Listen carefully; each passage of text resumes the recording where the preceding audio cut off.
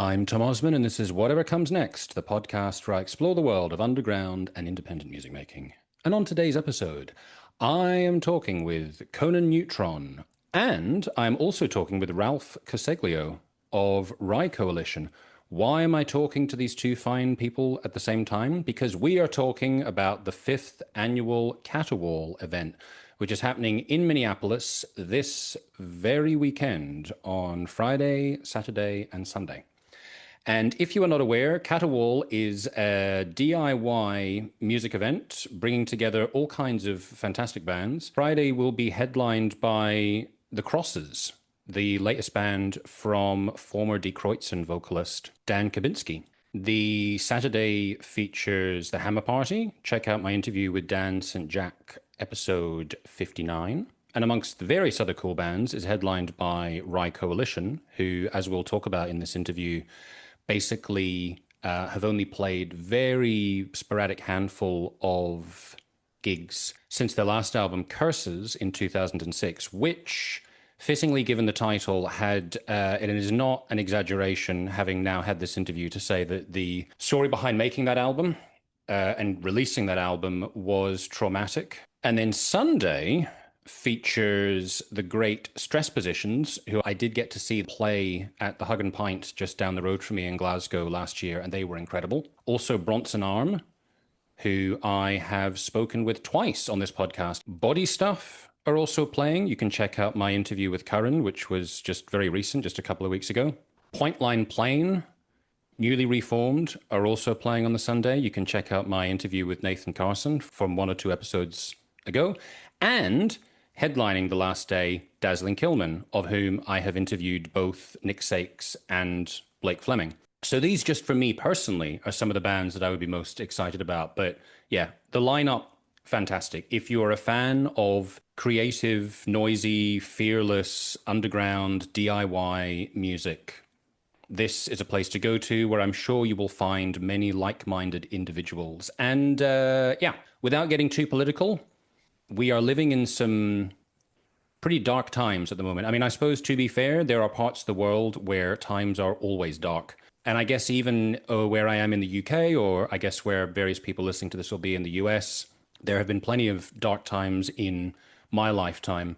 But I don't know. I guess there's something about this modern age of social media and instant news where, particularly if really awful people who have wealth and power want to promote themselves, they can shove themselves down your throat constantly, and that can be very disheartening. So in such times, this is why we have communities, this is why we have underground independent music, this is why we have events like Caterwaul, to bring us together so we can forget about all of these horrors that we unfortunately do not have as much control over as we may wish.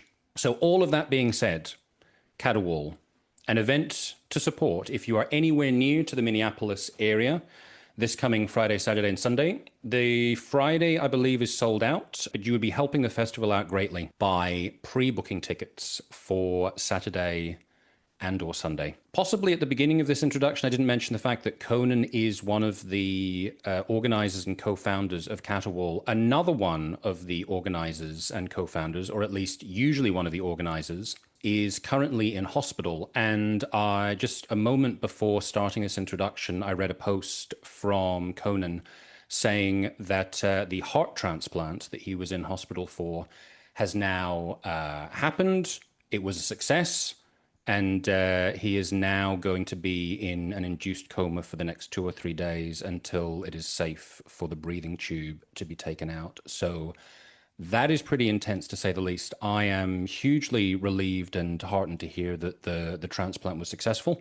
And I'm sending positive energy over to the other side of the Atlantic, that everything else will go smoothly from that. But yeah, needless to say, a lot of stress has been around the organization of the event this year, not least to allude to what's been going on in Minneapolis recently.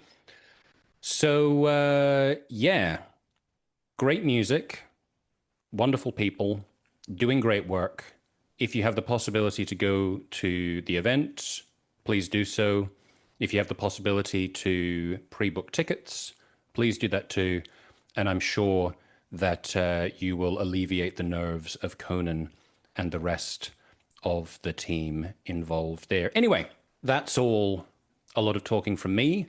I am going to move over now to Ralph and Conan. You can follow me online at Tom Osmond Sounds. You can go to my website, tomosmondsounds.com, for my music and my writings about my music. You can go to Bandcamp for my music. You can go to Ampwall. And also go to New Noise magazine to check out my column, Mapping the Underground, where I talk to various people in the underground DIY realms about the challenges, the opportunities, the obstacles. In fact, the very first feature of the column was with Conan, and the second feature was with Riccardo Biandetti of Swamp Booking. And yeah, I've got some really cool features lined up to come, so do check that out too. All of that being said, go check out Conan Neutron's Protonic Reversal, great podcast. Also check out Conan Neutron's Way of the Neutron, excellent album. And yeah, go give some love to Rye Coalition. Check out their music. If you don't know them, maybe that will be another little incentive for you to go check out Caterwaul this coming weekend. And without further ado, Ralph Cuseglio and Conan Neutron discussing this year's 5th annual Caterwaul. Take it away. Conan, what's on the t-shirt? Oh, this is a cat that says "Fine, thanks," and he's very angry about it. So that's very much. Oh, I love that t-shirt. My spirit animal. It's not a band or anything. It's not a Caterwaul shirt. Although I did. Oh, it's not? Well, I would have loved to have come up with that design, but no. I did actually. I think everything that's done video so far, I've worn a Caterwaul shirt, but they're all in the laundry now. So there you go. Well, Sorry, this Tom. is close. I mean, people. But it is a cat, yeah, and it's. You have a cat, and you have the Conan banner in the background. So. Oh yeah. Right, I could switch to the Caterwaul banner. And me and Ralph have got disturbingly 2 doors. One on each side. You got kind of a backrooms energy going on. I'm assuming the celebration of the incoming movie, where it's just like, this liminal spaces for everybody, right? Yeah. I've just got I've got sinister things just in my cupboard. So. Yeah, exactly. Well, so ain't that the truth? I think I found some of those in the fridge. Having brought up Caterwaul, so the Hammer Party, Stress Positions, Season to Risk, lots of amazing bands that we probably don't have time to get into, but Rye Coalition is one of them. How did Rye Coalition become a part of Caterwaul 2026? I asked them. so which I that's the short answer. How about that? That is the short answer. And I'm a little bit more wordy in my responses. So I think what I've come to learn is Conan had reached out maybe more than one time. I'm not exactly sure about that, prior to this year. And he was reaching out to our drummer, who obviously is an amazing human. I love him to death. I've known him since I've been a kid. But I think there were things going on with Rye at the time, and maybe like in our personal lives, that just really prevented us from doing that. Like, 2 of us have very young children under 3, people are going through life transitions. There was just things sort of coming up. I think that really prevented that from happening. So, he reached out this year, and it took me to get back to him. I was like, hey man, we willing to do it. The timing is good, and it hasn't been good in the past. So that's how it really came to be. Yeah, I mean, there's something to be said for timing. The nice thing with Caterwaul is this is its 5th year, right? So it's half a decade we've been doing this, and that's not counting the one that we did all the pain in the rear stuff of organizing, but didn't get to have because of 2020, right? So if I've got that right, so you planned to have it in 2020, that didn't happen, and then 2021 didn't happen either because of COVID. Is that right? Correct. We did all the work of 7 of them, and have only gotten to do 5 of them. Well, I shouldn't get. We haven't actually done it yet, so maybe I shouldn't put in the books just yet, as they say. But yeah, but what we've found is a lot of times we want to have certain bands involved. Yeah, it's like Ralph was saying. Sometimes the timing just isn't good, and it's not for lack of interest, but it's just like the timing doesn't work. And then the nice thing about being a thing that happens yearly is like, well, we'll talk to you next time. And also, yeah, it's not like a big corporate thing. There isn't like teams of people that are like, oh, here's our note to follow up with Rye Coalition or whatever. It's like a few people. And so because of that, I'm glad that we're even in the era of everybody's documenting every part of the process. It's like, that sounds horrifying to me for like what we do at Caterwaul, because they'd be like, wow, these guys really do not have it together at all. Like, how do they do this? Ralph getting back to me, some 4 or 5 months later, whenever I asked, I can't remember exactly what it was. It actually worked out really well. The timing worked, and we're like, yes, absolutely, let's do it. Let's make this happen. And that, I feel like that happens at least once every year. And it's awesome. I mean, however we get there, right? It's like one of those things where we're making an experience for people that transcends the mediocre misery of everyday life and endless doom scrolling and staring at the walls. And so when we get to make something really special happen, that's kind of why we spend like half the year grinding on this. It isn't because it's that part of it's enjoyable. It really isn't, but it creates something that is what I think of as the ultimate expression in punk rock DIY, what have you. Well, I feel like you must have made an impact in the DIY world, because you've got, just this year, you've got Point Line Plane, who have just reformed. You've got Rye Coalition. You've got Dazzling Killmen, who have just reformed. You've got the Crosses, who I think are pretty brand new, more like a couple of years old, with Dan Kowinski from Die Kreuzen. Yeah, the inheritors of the Die Kreuzen legacy, but yeah, a new band, ostensibly, yes. So, yeah, like the fact that all these people are playing does suggest that there is a lot of fondness for what you're doing. Didjits, I never got to see Didjits back in the day. I practically wore out my cassette of Hey Judester. I mean, that's huge for me as well. It's like, oh yeah, Didjits are playing. Shoot, I almost forgot. Like, because that's how intense it is. Yeah, I mean, look, we're very happy with what we've built. Like, imagine what we could do with a real budget. You know what I mean? Because the thing is, and a lot of people get it twisted about like, oh, well, why don't they take submissions? That's arrogant of them. It's like, because we don't have the time to listen to 1,000 bands, and like, we don't have the soul to give out to say no so often. Because we did take submissions like one year, and it was freaking overwhelming. I was like, well, this is. And the reason why Caterwaul works is because it's us. I got a friend who works in the museum world was like, you can't say curating. That's only for museums. I'm like, okay, F off. But like, it's because we're curating an experience. We're making a mixtape. We're putting together a playlist. We're putting things together that combines things that you may know with things that you should know, as well as kind of having an experience that is thoughtful. Like, it's not just like, the thought isn't just how much money can we extract out of these a-holes, which kind of seems like what a lot of these bigger things are to me. And there's heart that's put in, for lack of a better term. And part of that is like, what's something that you can't find in other places. And so that's what we kind of break our backs doing every year. And that's, I feel like we do a good job of it. And I feel like there should be like 20 of these things. There isn't, but I feel like there should be. And by the way, I hope they take submissions, because I want to play. So Ralph, for you mentioned how there was a possibility of doing Caterwaul last year, but it didn't feel like the right time for the members. Were Rye Coalition officially split up at a certain point, or it was more just that other things were going on and it drifted away from you? Yeah, we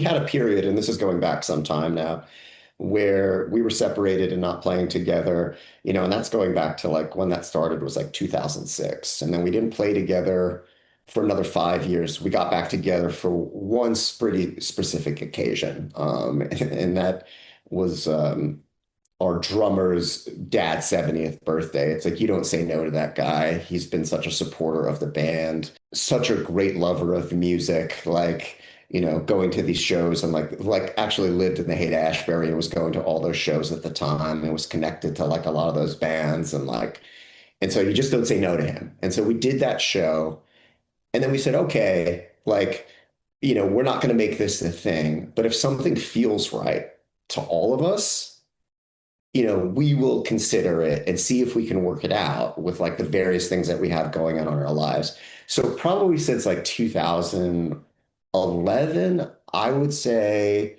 we've played like maybe 5 or 6 shows at the most. Like every few years we play a show, but we played one show out of New Jersey since then in 2020, maybe 2013, something like that. We played one show. We got and it was like right across the bay, like in New York. We played with us, so it's not really going very far for us. Yeah. We got an offer to open up for the Sonics, and so that was like for us like such a huge deal, such an honor. We did that, but we haven't played out of New Jersey since then.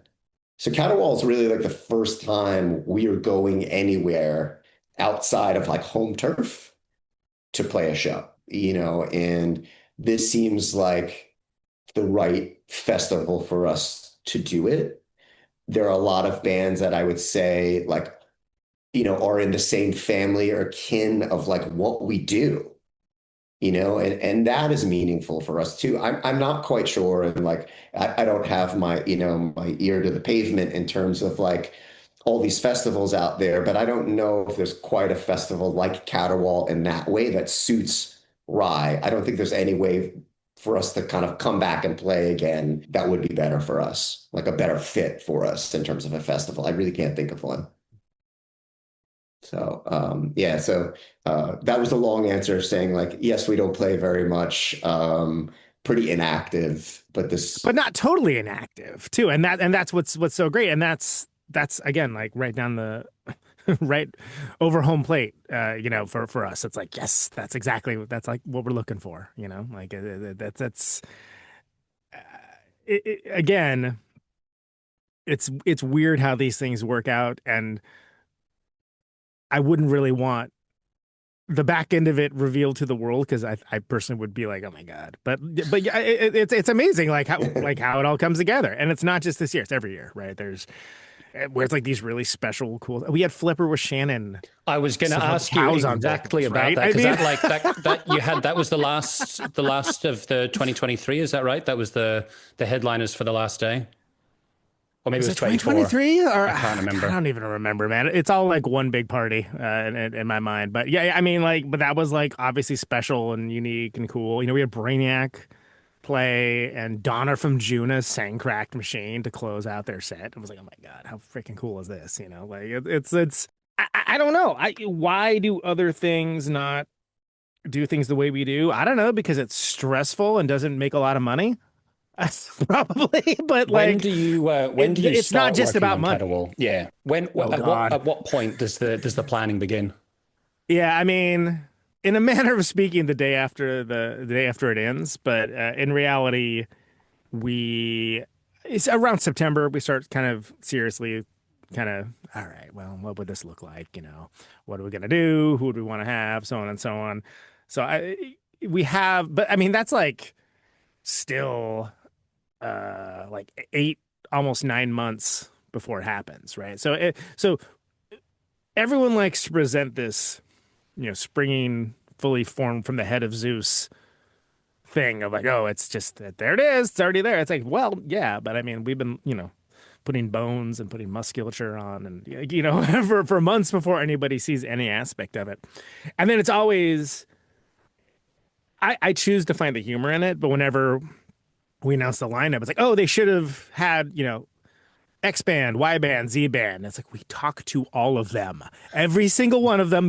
Here's the reasons why they couldn't do it. Here's the reasons why, and it's just like, all right, oh, never thought of that. Okay. It's like, yeah, come on, man. But also I try to look at it like it's people that engage with the thing and find value and meaning in it and feel like they're a part of it in some way. Right. And that's 100% the vibe. Because you're not going to get that kind of thing with Coachella, And So thinking about what it actually looks like when it's happening. So what is the kind of setup? Like if someone goes to Caterwaul, apart from the fact that they're going to see these bands on stage, what Mhm. is the experience like?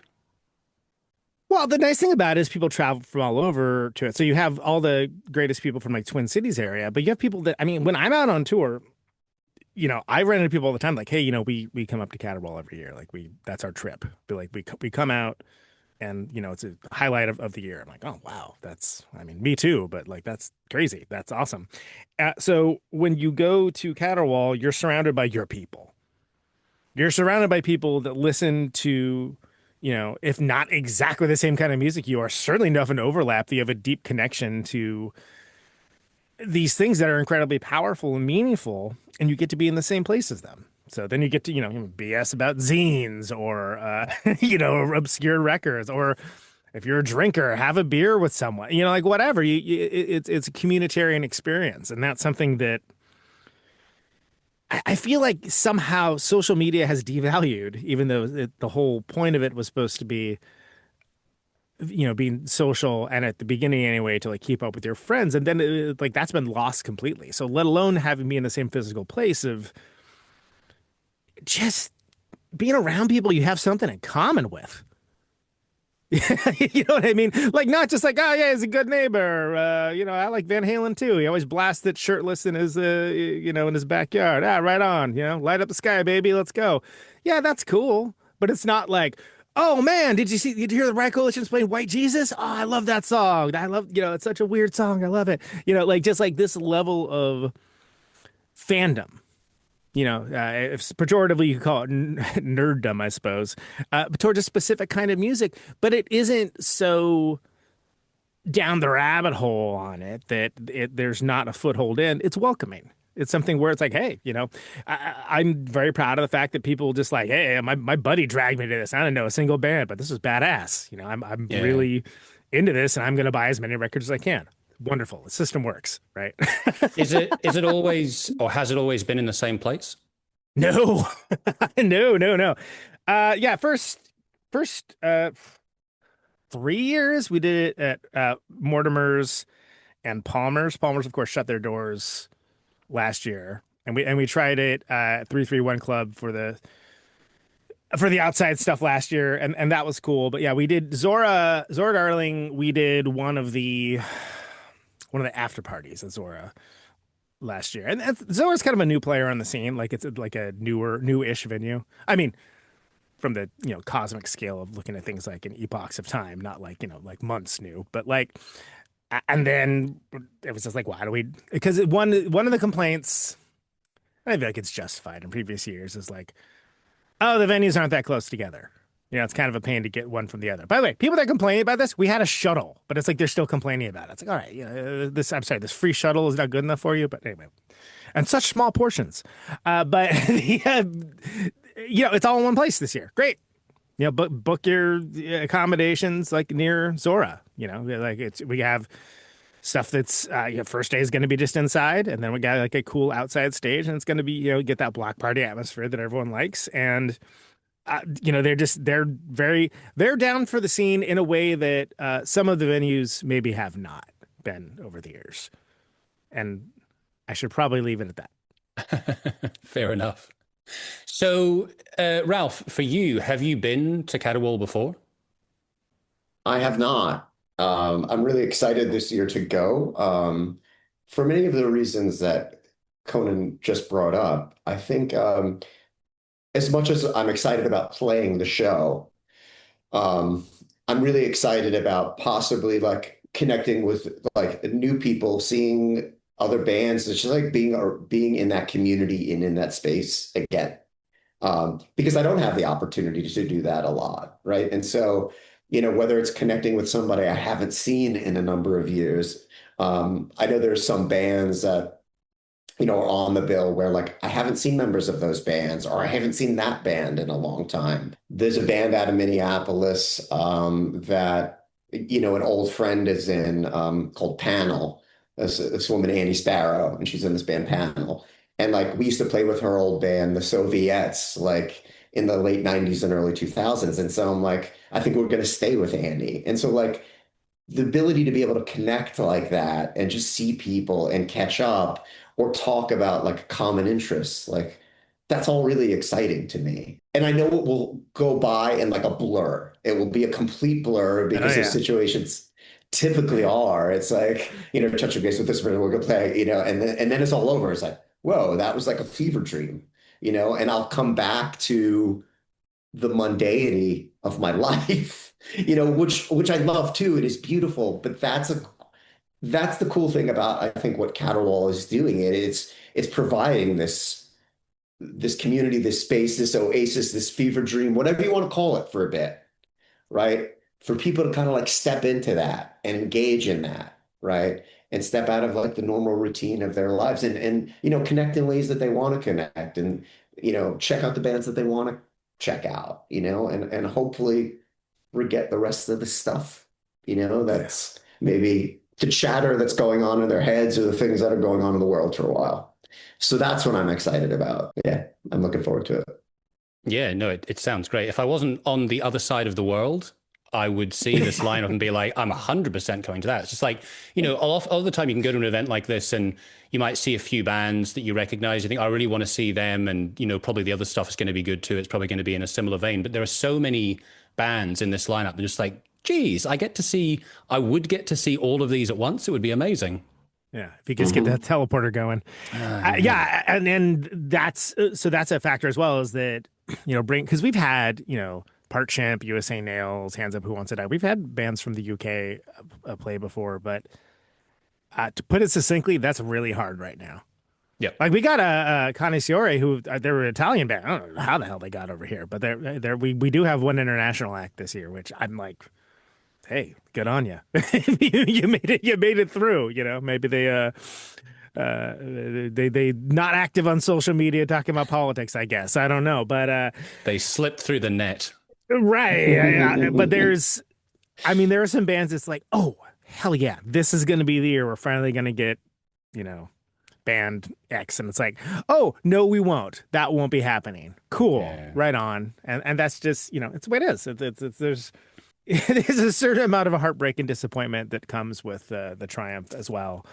And I think unless you've done something like this, you're never really going to know the roller coaster of emotion that comes with that. But we're very proud of what we're able to do. And it's a temporary respite from the cruelty and lameness of the world at large. And it's notable too. By the way, Reiner, the co-founder of Caterwaul, he, first of all, at the time of this recording, not to narc out like when we're doing this, in about 2.5 hours, he's going in for heart transplant. Fuck. Like, and he's in the hospital now. But I mean, we've been like down a person as well. And this is like I said, to be clear, I mean, a staff of 12 wouldn't be enough to run this thing. And we got 3 people that all, work day jobs. In his case, he's got like a kid, I got my band, my podcasts, plural, like it's a lot if that was all you did. And, we've been, doing the best we can with the resources we have. But that's been in the back of our mind. Oh, yeah, co-founder of this is like life is in jeopardy right now. Cool. We didn't have enough to think about. So it's great news that he has a donor and he's going in for surgery at the time of this recording, and that's huge. So we're all thinking of Ryan right now, and I just wanted to bring that up. Yeah, absolutely. Well, I'm sending positive energy through the universe from this side to your side. I've got a question for Ralph, and I guess this is probably a question that came up when you interviewed him, Conan, but a little story. Oh, do you mean my award-winning podcast, Conan Neutron Protonic Reversal? Exactly. Asterisks, no awards won. It doesn't need to win any awards. I enjoy listening to it. So I do it for the awards, really. That's why. Okay. Well, I guess they're going to come. So when I think of Dreamworks records, I think of a sad, unloved Rollins band. And I guess that there's another unhappy story behind. Well, I know there's an unhappy story behind the Curses album. If it's not opening up too much old trauma, Ralph, could you tell the story a bit of what happened there?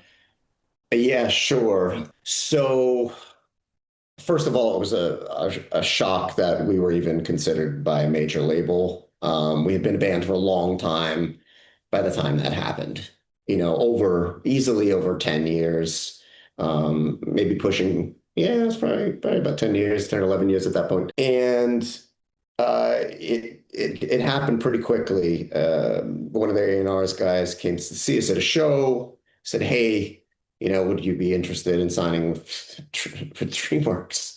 It's like something that we did have to sit on for a while. I think at the end of the day for us, it was always about getting our music out to the largest amount of people as possible, and just trying to connect with people that way. And so we got into the studio in November of, I want to say,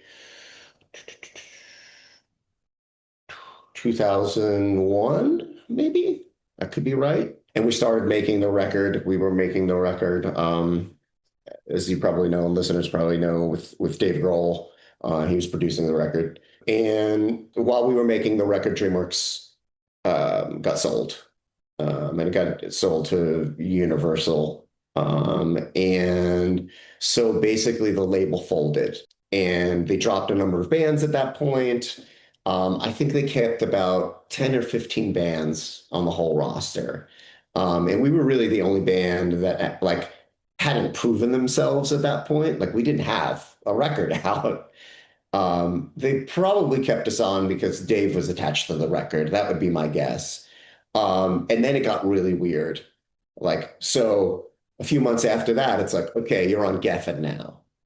It's like, okay, well, who's there? Well, they our A&R was still involved, sort of. Then we're on Geffen for a little bit, and then a few weeks later, we find out, oh, now you're on Interscope. And we're just like, what the fuck? What is going on? And we hadn't finished the record. It was the holidays. We sort of paused. And then it was kind of crickets for a while. And we weren't hearing anything. And the story, as I understand it, is that the head of Interscope, Jimmy Iovine, at the time, there was a meeting with him about the record. And our A&R guy was there. And I think Dave was there, and they played him the songs that were the quote unquote hits. These are the hits. These are the songs that, so think of the time we're in, these are the songs that can go to radio. We think can go to radio. And Jimmy Iovine was like, nope, they're not there yet. They need to go back and write more songs. And,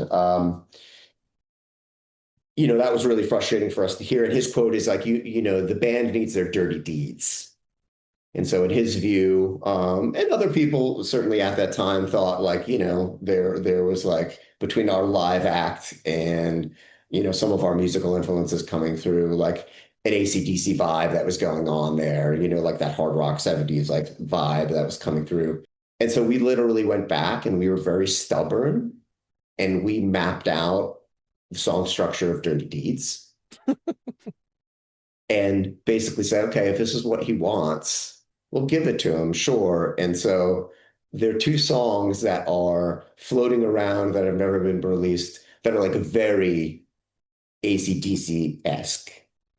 And we said, okay, this is what he wants. We're going to give it to him. And it was sort of like an FU. And then he was like, nope, they're not there yet. Go back and write some more. And so by this time we were paralyzed. We couldn't tour. We didn't have any money. We were just paralyzed as a band. We couldn't write new music because they owned the rights to that because they had a multi-record deal. I think it was a 3-record deal. And so it crippled us as a band, really. And then we said we want out of that contract. And it was just a stalemate for 2 years. Oh, man. They weren't giving in. They were holding the record. And it wears you down. They just wear you down. They have so much power over you. And we were naive. We knew the stories of other bands that had been through the ringer before. And I don't think we had any delusions of it being different, but you don't really know it until you're in the belly of the beast like that. Mm-hmm. And yeah. and it just, it was terrible. And then our lawyer like finally got us out of the contract. And like out of that whole, because up until that point, like, and it was like the second we were on the radar for being signed, it is like everyone swoops in. It's like you're getting these calls from like managers from everywhere. You're getting like calls from these booking agents, like accountants were calling us. And it was just like no one, like, except from our community, like we did a lot of shit with the help of people in that community, like putting on shows, right? Like we had here and there some booking agents like for periods of time, but by and large, we booked our own shows. Like we managed our own money. We, it did all of that. And then suddenly it's just like everyone sort of swoops in and wants a piece. And it's just like we didn't know how to handle that, like all of a sudden, like all these people are involved and want to be involved. And for us, it was, I think, very very disorienting and confusing and heartbreaking. Yeah. Well, I mean, that's the thing that I can imagine that, it's one thing to have like a record you're trying to put out and there are these roadblocks to that. But when you're in a situation that you're under contract and you just you can't do anything else, like you're trapped No. in this machine now, not able to do the thing that you were enjoying doing before, because now you're trapped in the jaws of the system. That's a brutal situation to be in. Yeah, it's horrible. And, it was like all these major labels were collapsing at the time because it was just the beginning of that move into digital. So Yeah. they're all scrambling, like, that record would have largely come out. Well, I mean, it eventually came out, but it would have largely come out on CD. Like that was still the format. That was the format of the time. Yeah. Yeah. And so, there was no social media, like everything was still being sorted, to what it's become. The digital consumption of music. That was just beginning. And that format was just starting to emerge, and they hadn't quite figured out like how they were going to make a profit off that work. Yep. That and they would have figured, they figured it out, as they always do. But for us it's just terrible. I'm guessing that that's a major part, if not the reason why the band didn't carry on making more records after that, was because you were burnt out from that experience. 100%. 100%. It really, like, I think we were so heartbroken by that whole situation. We were starting to take it out on one another.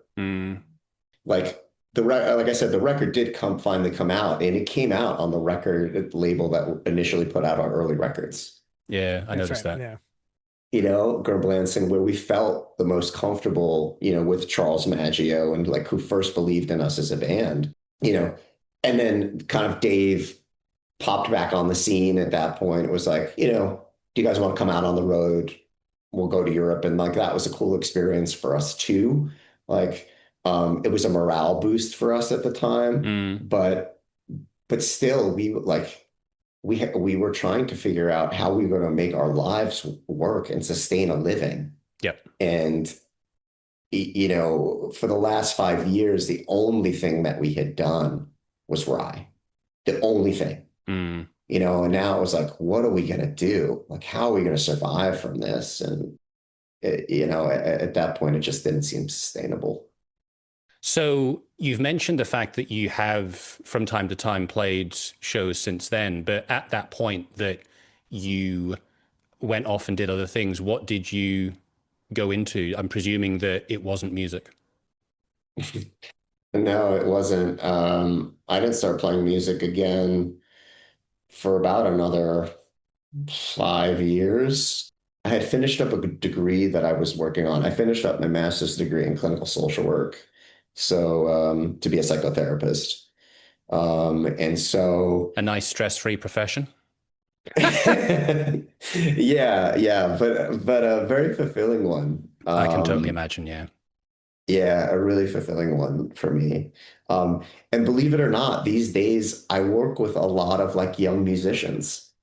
They somehow find me, and it's a real like pleasure to be able to work with them, because I think they have some sense that I get it, like get what that struggle is, get what that life looks like, and can relate in those ways. But yeah, I sort of did that. I counseled high school kids for like 10 years, and I loved working with that population too, like just working with teens. And yeah, I went on to get my doctorate, and now I teach at a university and do part-time work doing psychotherapy. So I still see these patients, and I teach, and so that's the way I spend the bulk of my time these days. And believe it or not, there are some transferable skills from being in a rock band to doing this work, that have really served me. And like being in a band, no doubt has been the greatest influence and teacher in my life. There's no doubt about that for me. Like meeting different people from different places, connecting with them, Yep. seeing different parts of the world, like just learning about, different belief systems, like, Being in a just all of confined it. space with a group of people and having to learn how to get on. Yeah, yeah, absolutely. Absolutely. And knowing that it's possible to heal from those relationships too. Yep. Um, and like mend those relationships. And I think that's been a real like learning journey too. And Mm. I'm so grateful, like we're still in each other's lives. Like so grateful for that. Yeah, well, that's great that you've managed to maintain that closeness.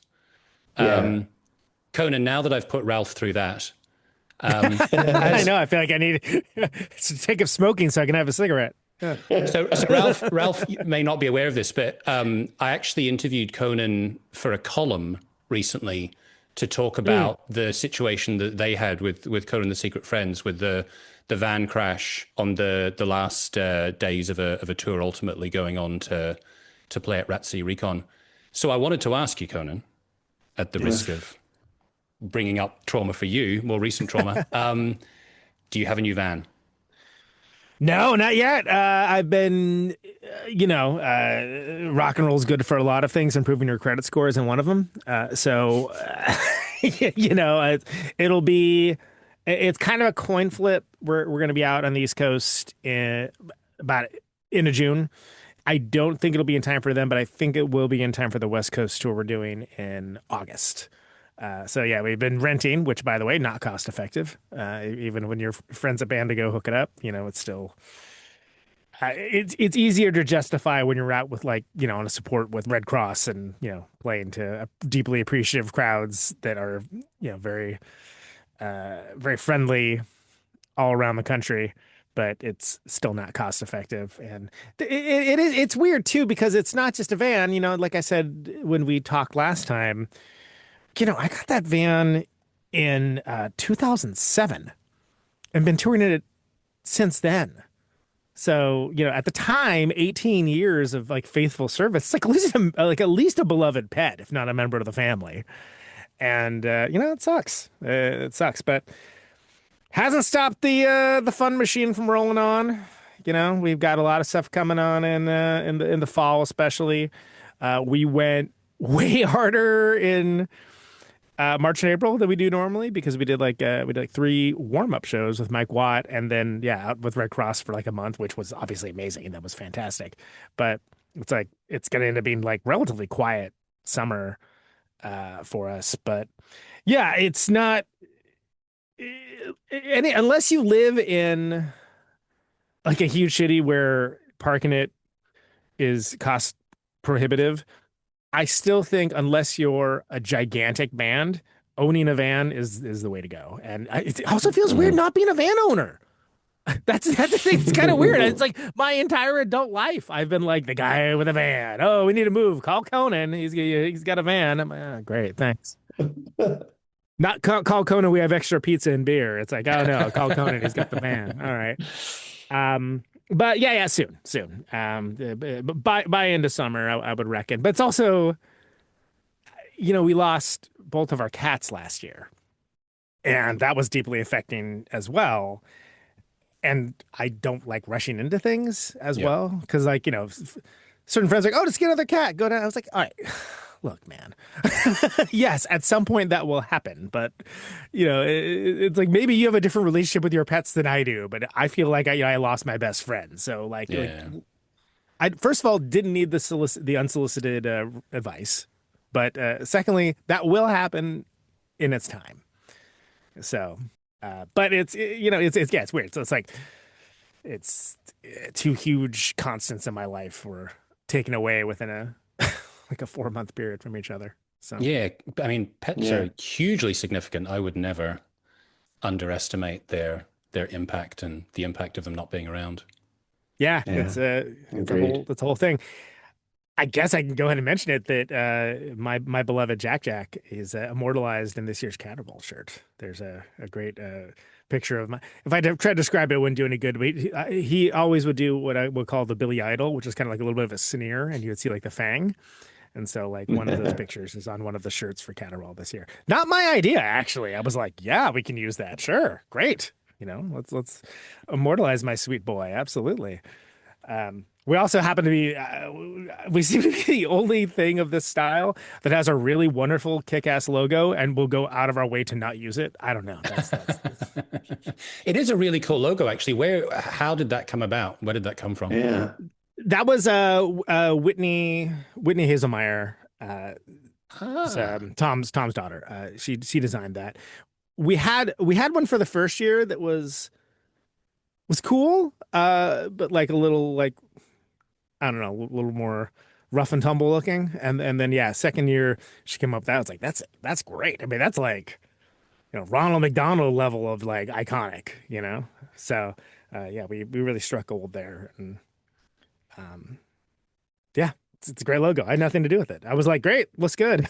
I hadn't thought of it before, but looking at it now, it's got that kind of 3D look about it with the red and the blue. Is it actually 3D if you're wearing the glasses?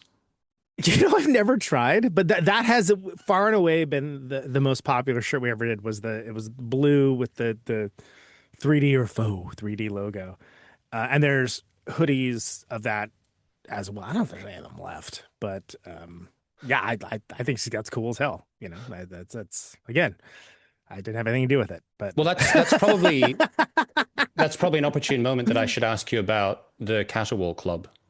Caterwaul Society. I think it was it not the Caterwaul Club on Bandcamp? Oh yeah. So did we call it the Caterwaul Club? That one must have been Reiner. Let's see.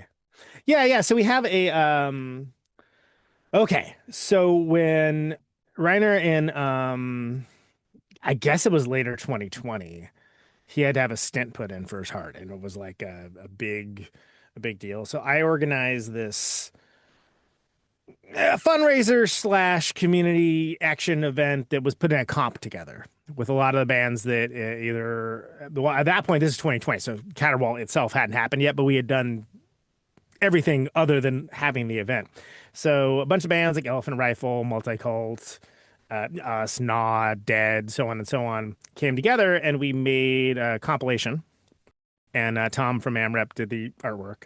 And it was called the Caterwaul Society Songs for Rhino Franz. And the idea was, this is probably not going to bring in a lot of money, but it's going to help him feel the love. It's something where it's like when you're in a position where your health is at risk, it's a very lonely place to be, as well as a very expensive place to be, as long as you live in this barbaric country.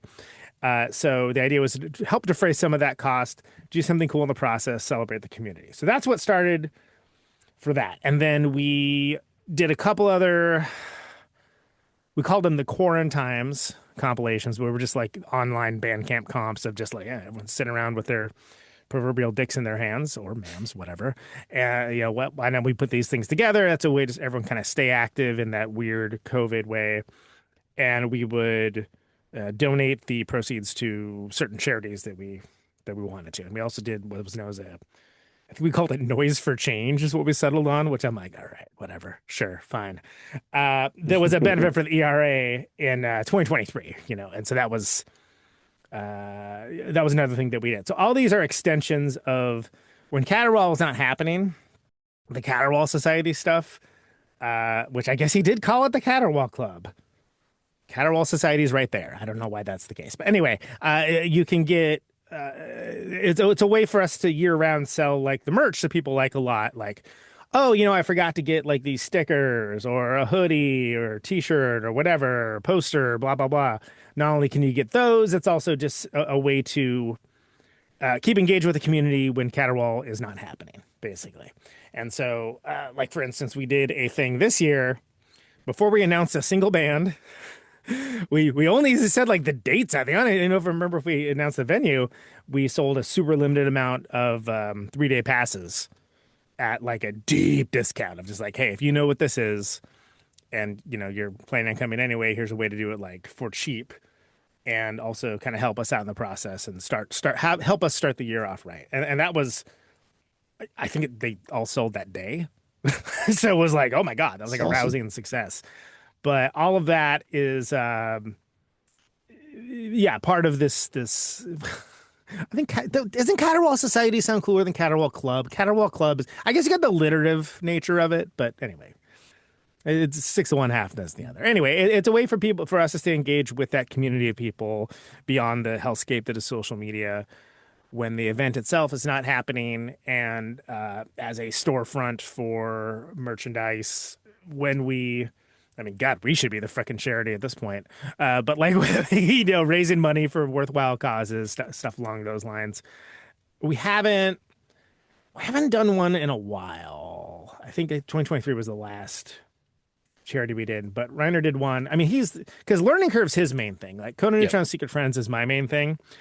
I, of course, do run Seismic Wave Entertainment, which puts out other stuff that isn't my stuff as well. But Learning Curve is his main thing. And he did a thing with Forbidden Place.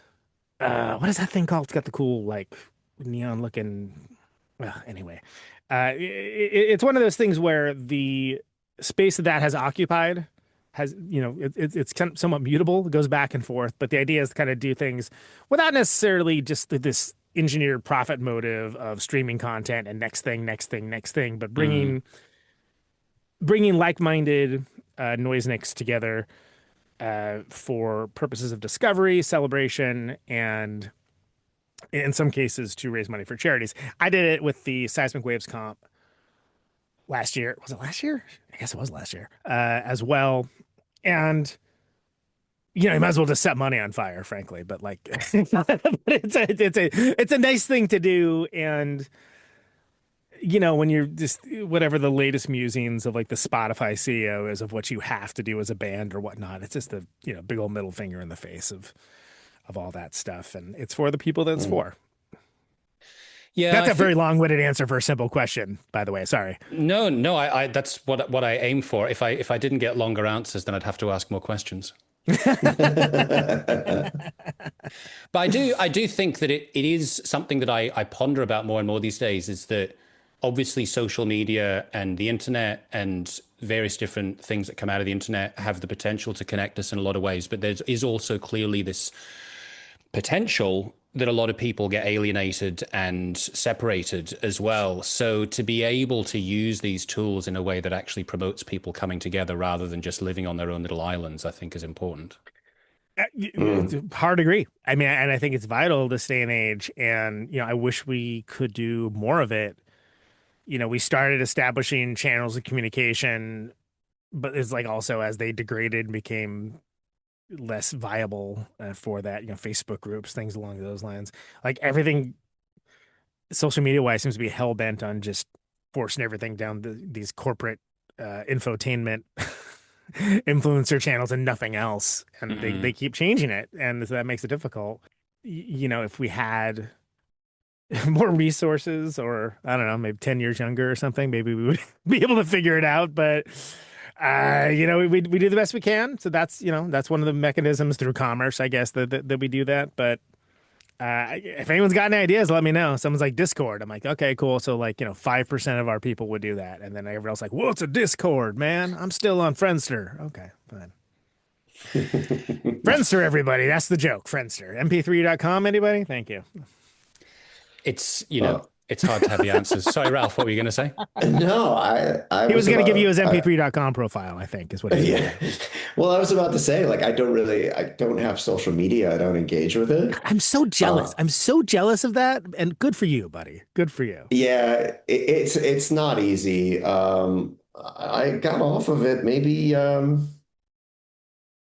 right around the pandemic sometime. And it was just a combination of things, some of the things that Conan referenced, but just in terms of unfortunately, it seems to be one of the only ways to widely communicate and get messages out, and there's a lot of good to it, but I ultimately think in terms of like greater society in general, it just has just such negative impacts, the negative implications. And it started for me with like mental health and like seeing like the damage that it was doing to like youth mental health, so it's like my whole jam. And like, I was like, I don't know if I could continue to engage in this and like good faith, continue to engage in this, like knowing the damage that it really can do to young people.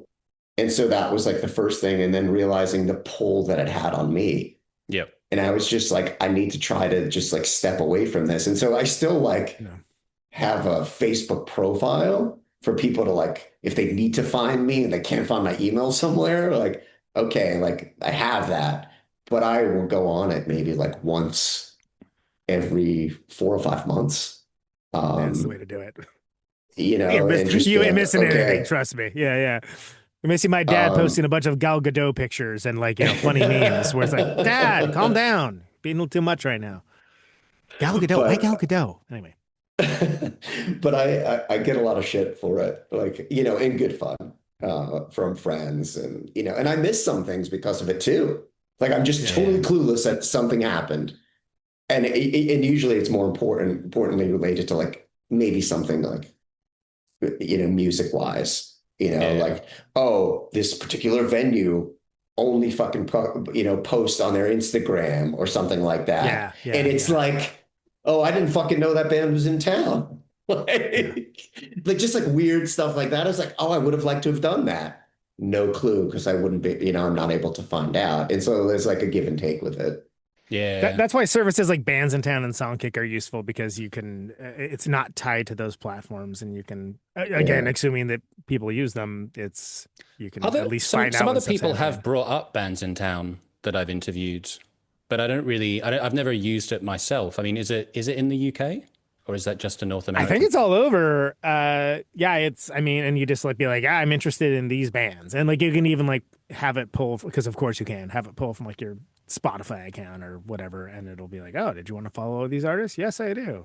Great. Can't wait to find out when Grand Funk Railroad's coming to town. But it is useful. Don't shit on Grand Funk Railroad.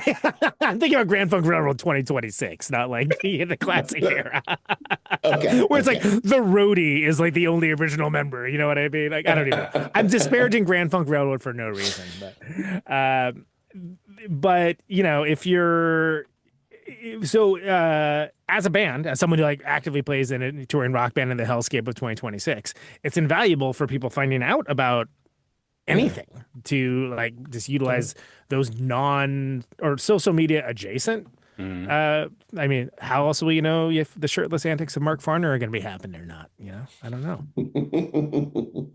Keeping the Grand Funk going. I know. Fine. I got no stake in any of these. I have strong opinions about both platforms, both of which are very flawed, but at least they're trying, Yeah. Indeed. Well, on that, at least you tried. on that kind of positive note. Can I just real quick? Yeah, I was just going to say if there was anything else that you wanted to. So first of all, for the Caterwaul Society, the Caterwaul Club, the last update: Caterwaul flipper shirts are $1. Get them out of my basement, please. What's what Ryder posted, I saw that, which I think yeah. is hilarious. They look great. They're great t-shirts. I but would have loved to have a those- Caterwaul flipper shirt. Yeah, shipping it to you like $20, unfortunately. But like, Yeah, God, that's shipping is just that that's a whole tends other to be the podcast. limitation. Yeah, indeed. Actually, one other incidental thing I wanted to ask. So, Ralph, for a situation Yeah. like this where you are bringing the band back together, so to speak, Yeah. how much are you going to play to rehearse before you actually do the show? They just did a warm-up show Yeah, we did. We like did a yesterday warm-up or something, show. right? Yeah, we did a warm-up show, a pop-up show, that it was announced a few days before, like in a street, actually, like in the middle of downtown New York. And it was in But support of that anyway, reissue kind of like odds and sods like thing that Numero did, right? Like it was, yeah. yeah, yeah. Numero helped to coordinate it. They actually have a pop-up shop like down there. And so it was like right in front of that space. But anyways, we've been practicing over the last few weeks actually, just to like get up to snuff. And it comes back pretty quickly, thankfully, because we've played together for so long, that we just know each other very well musically, and so it's come together really nicely. But we made a shift from like working on some new stuff to then just like focusing on getting ready for the show. And it's been really fun to just revisit, those songs and play those songs. So we're really looking forward to doing that. Because you had a 7-inch that came out last year, right? Yeah, we did. Yeah, and that was something that just to do that was really meaningful. Like the idea was to honor these two major influences on Rye Coalition, and just the relationships that we had with them, both with their music, and then them as people. And so one of those who Conan knows very well or did know very well was Steve Albini. We recorded with him a bunch, and formed a really nice relationship with him. And Shellac was kind enough to take us out on a few dates, and that was so special to us because of how much we looked up to them as a band, and like, just the way they conducted themselves as a band. And I could go on and on about that and how Steve conducted himself as an individual. And then the other person was Rick Froberg, from Drive Like Jehu. And at the time we were forming Rye, was my introduction to Jehu. And all of us were just like floored, I think, as many people were at the time. I think their influence, has sort of trickled down, if you will, to bands today that don't even know that they're influenced like Drive Like Jehu. It's just like one of those things. And their music, and we got to play with Hot Snakes a bunch of times, so that was really nice. And Dave formed a relationship with Rick. And so it was just a way, like I was sitting around one day and I was just like, what would be a way to honor these two people? And it seemed like a really cool way to do that. And we tried to stick with like artwork that was very familiar to people who knew Right. those bands. Yeah. Like take on something that was very familiar to people who would automatically be able to say, oh yeah, I know exactly where that's from. And so Can I say I'm a total dummy because you came on Protonic to talk about this, and I was like, oh, that's so cool. And you came on like before it even was out, and I was like, and I forgot to buy a copy. I was like, oh, that would have been smart of me to like get a copy. Duh. And I get it, like the thought didn't occur to me until they were long gone. And I had people message me, hey, thanks, I never would have known about this if you hadn't. I'm like, yeah, I'm glad you got that. Duh. But wasn't front of mind. But great release, like super cool. That's thank paid in you. full. Yeah. I just got my copy yesterday, believe it or not. Okay, great. Are you selling it or are you going to keep it? No, I got to keep that. It's worth big money. Yeah. Oh, I'm sure. So would there be some possibility of some other new material in the pipeline? Yeah. We decided that we, wanted to try and make new music together. And so, we've started to hash out some stuff. We've been in the studio and record some basic tracks, but we definitely have a long way to go. And so we paused all of it to really get ready for Caterwaul. And so we'll probably get back to doing that in the later summer and in the fall, writing and getting back into the studio. So we're excited about that too. And this time without anyone giving you notes and telling you that it has to sound more like AC/DC. Yeah, That's if you wanted exactly me right. to evoke a Jimmy Iovine style stance, I can give you terrible notes on the recording if you want. Like, I don't see Yeah, his hero single in this, Ralph. Can you go back and write some more? dude. Sorry, too traumatic, too soon. No. It's been a long time.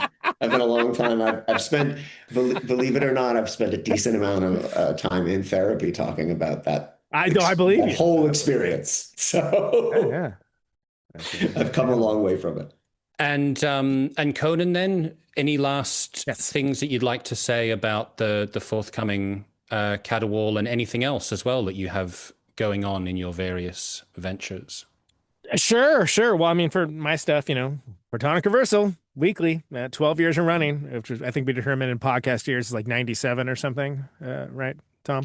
But it may not be the biggest, may not be the most well known, but it's definitely consistent. So stay tuned for all that. There's a lot of really neat things coming up. There always is. Conan Neutron, The Secret Friends, out on the road. End of June, East Coast, end of August for West Coast. And then there's some cool stuff coming up in the fall as well. neutronfriends.bandcamp.com for all that business, as well as the other wall garden stuff. But most urgently, Caterwaul. Yeah, if you have the slightest ability to be able to come out to Caterwaul this year, do it. Can't overemphasize how much buying advance tickets helps us out and helps us keep this going and helps it keep it going at the level that it's at. I get it, punk rock, to show up with your crumpled 20s at the door and, make sure to save some for a beer or something. Cool. I get it. I'm just saying that it does matter. We put our hearts and souls in this every year and we do our level best with it. And I feel like it's going to be an amazing time. It always is. I hear from other people all the time how important it is to them. It's important to us as well. June 5th, 6th, 7th, Zora Darling, Minneapolis, caterwaul.org.